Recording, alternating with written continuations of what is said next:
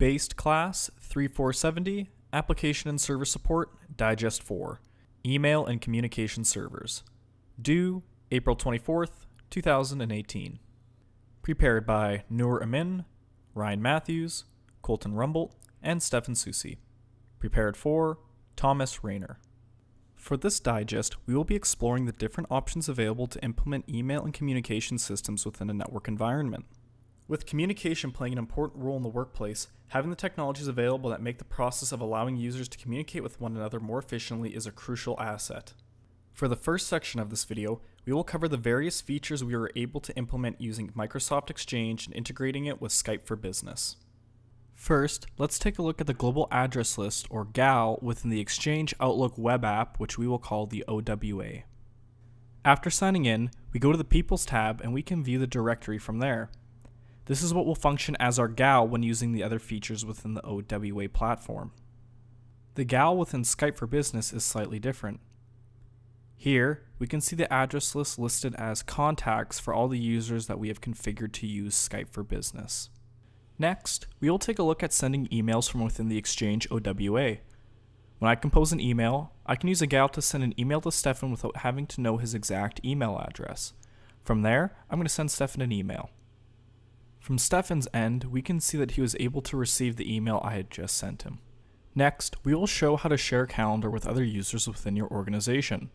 Within the calendar window, you can right-click the calendar you want to share and select the Share Calendar option. From there, you just need to simply use the GAL to type in the name of the person you want to share with and send them the invite with the permissions you would like them to have. Stefan can then accept the invite I had sent him, where he will now be able to manage my calendar if he needs. Now that Stefan can manage my calendar, he will have permission to create new events on my own calendar without needing to send a request first. When Ryan looks back at his calendar, we will see that the event that Stefan created will now appear, and it will show that Stefan is listed as the event organizer. We will now show how to create a meeting and send invites to those in your organization. When viewing the calendar, select the day you'd like to create an event, and then select New. Fill in all the details for the meeting. Once done, go to the Peoples area and utilize the GAL to send invites to users within your organization. From Stefan's end, he can see the event showing up on his calendar, and he can then choose to respond. He can either accept, be tentative, or deny our meeting request. As we can see, he is going to send his response to accept the meeting immediately. After waiting some time, we can see that Stefan has accepted our lunch meeting and we get a notification for it. If we want to double check, we can view the properties from within the meeting and we can see which users that we have invited have accepted our meeting request. The Exchange Outlook web app also allows us to create and track various types of tasks to better manage our work. Unfortunately, the Outlook web app does not allow us for task delegation, as this is a feature only available within the dedicated Outlook application, something we currently do not have a license for. We will now start to take a look at the Skype for Business side of things. Here on screen, we can see us using the chat application to communicate with other users within our organization in a one-to-one chat. Not only can we chat between one other person, but we can also open it up and invite multiple people within our organization into the chat and start a group chat option. That way, it might be easier to communicate to a large amount of people. One of the great features within Skype for Business is that we can see the current availability for the users who are using the application. We can see that Stefan's availability is set to green, meaning that he is available for us to chat, while Noor's is set to yellow and there's a little message that says he's on vacation. Chances are if we send him a message, he may not be able to respond. When Skype for Business is integrated into our Exchange system and a user is using Outlook, if they try and compose an email to someone, it will actually show the current availability for the user. As we currently do not have an Office license available, we are unable to show this functionality in this video. Now let's take a look at some of the cool features available within our Microsoft communication system. One feature that is useful within Skype for Business is the ability to tag which users you receive status alerts on. This feature will send you a notification if the user's availability changes in any way if they have been tagged for this feature. On screen, I'm trying to contact Noor and I notice I am unsuccessful, so I'll set up a tag to alert me when he becomes free, as I won't always be checking my Skype application. Once he is free, a notification will appear, and then I can bother Noor some more with my questions. Another really cool feature we discovered is the ability to share your screen with another user you are chatting with using Skype for Business. This makes things much easier, as you no longer have to ask a user to physically walk over to your desk to see something, as you can simply just share your screen with them.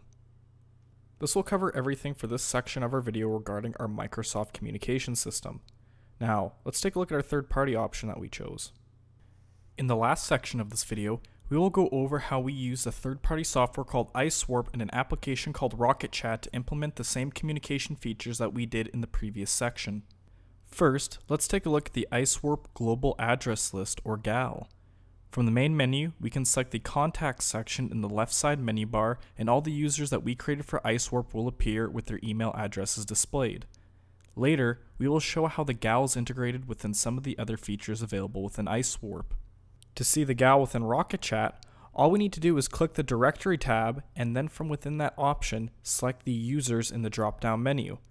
This will then show all the users that we have integrated from our LDAP into the chat application.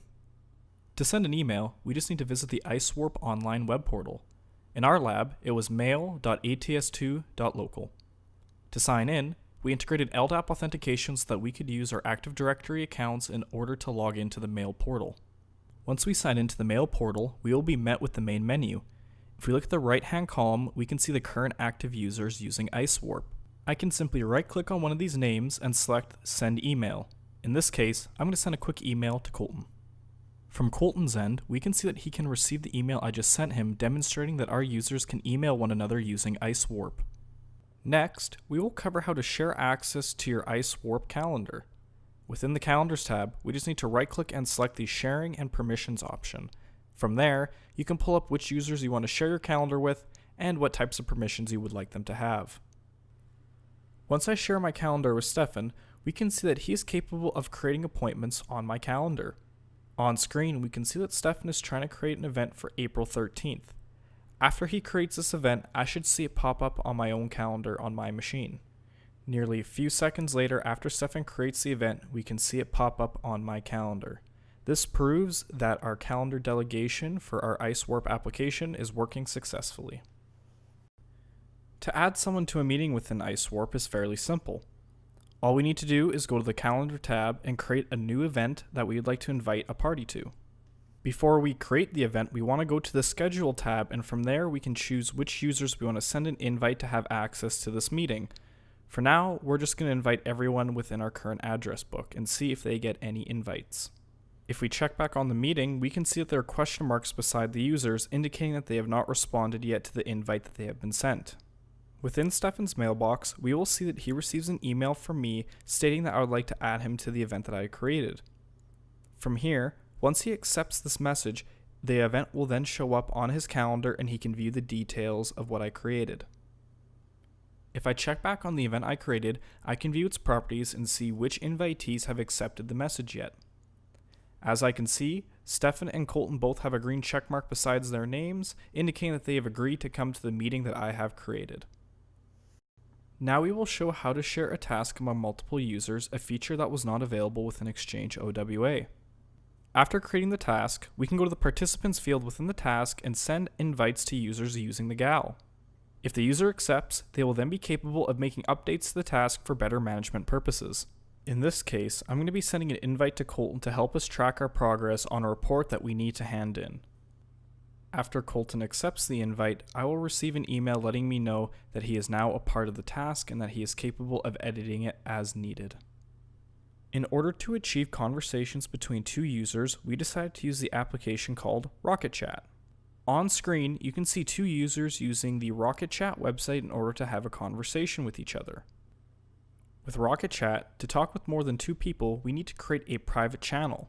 From there, all that we need to do now is just simply invite the users that we'd like to be a part of our group chat and then start the conversation. On screen, we can see that Ryan, Colton, and Stefan are all capable of communicating within one private channel with each other.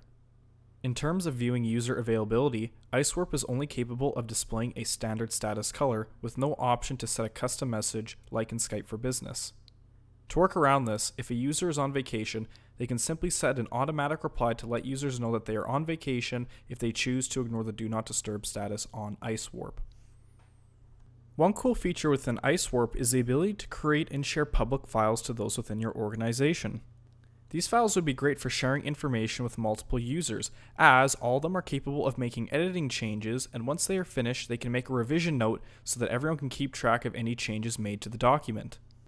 Not only are revision notes a great way to keep track of what a document contains, but also the fact that we can tag specific documents with specific keywords in order to make them easier to manage. In this case, for our grocery list, we use the tags such as groceries and list, so if a user were to search for those two keywords, that document will show up immediately. Not only can these files be shared within the organization, but if one chooses to, they can also send this file as an attachment to an email address of their choosing. This way, if someone outside of the organization needs the file, the user can simply just compose a new email with the file attached and send it as a regular email. On screen, we can see a user receiving the file attached in an email that we sent previously, while they are also capable of going to the public share and making edits to the documents if they would like to. If the user needs to share a file and does not want to have to send it via an email, they can also get a share link that they could post somewhere such as Rocket Chat in order to share the link out to give everyone access to the file if needed. Another great feature is that Rocket Chat is capable of being integrated with many different third-party services. Here, we integrated with a third-party service that will insert a random GIF into a conversation based on a keyword that is provided. When we open up the integration and configuration component of Rocket Chat, this is where we will set up the components for the service. Here, we have the service mostly working. We just need to simply put the API key to allow the integration to properly function. Once we save these changes, we can test it in a group conversation and view that the GIF integration is working successfully. We can see this integration working perfectly, as when Stefan is testing it by typing !Giphy and a keyword, we do see a GIF appear in our chat that is shared with all the members of the group. That wraps up the content for our digest. We'd like to thank you for taking the time to watch our video, and we hope that maybe you've learned a thing or two about email and communication service software.